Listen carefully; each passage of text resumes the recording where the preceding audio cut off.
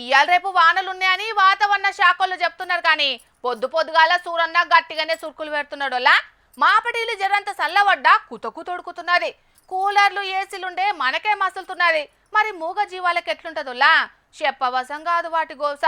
అట్లా మండు టెండలకు అవతలకు వచ్చి ఎట్లా గోస పడుతున్నాయో చూడుండ్రోలా. అరే పెద్ద గోసే వచ్చింది కదా నక్కకు.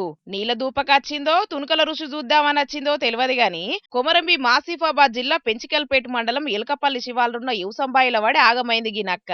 ఇక అసుంట పోయేటోళ్ళు ఎవలో చూసి ఫారెస్ట్ వాళ్ళకు ఫోన్ కొడితే వలలు పట్టుకొని బాయికాడికి వచ్చిండ్రు. అటు ఇటు తిప్పల పడి నక్కను సురక్షితంగా కాపాడిండ్రు. వలలకెంచి ఇడవంగానే శంగో బిల్ల అనుకుంటా ఫారెస్ట్ జంగళ్లకు పరారైంది నక్క.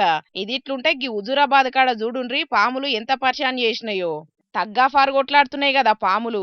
బాహుబలి సినిమాల అమరేంద్ర బాహుబలి బల్లాల దేవుడు కలవడ్డెట్టే ఏడున్నాయో చూడకుంటే కలవడుతున్నాయి. హుజూరాబాదులున్న శ్రీరామ కాలనీల షానొద్దులకు పాముల ప్రదర్శన గానొచ్చటాలకు ఫోన్లల్ల రికార్డు చేసిండ్రు అక్కడోళ్ళు. భయపడుకుంటేనే హర్రర్ సినిమా చూసినట్టు దూరం కెంచి వణుకుంటేనే పాముల ఫైటింగ్ చూసిండ్రు పిల్లగాన్లు. గట్టి వానలు లేక మసులుతుండేటాలకు మూగ జీవాలు ఇట్లా బయటకు వస్తున్నాయి కావచ్చు గాని వానలు గట్టిగా దంచితే ఈ మూగ జీవాలతోని తిప్పలుండదు కావచ్చు మరి.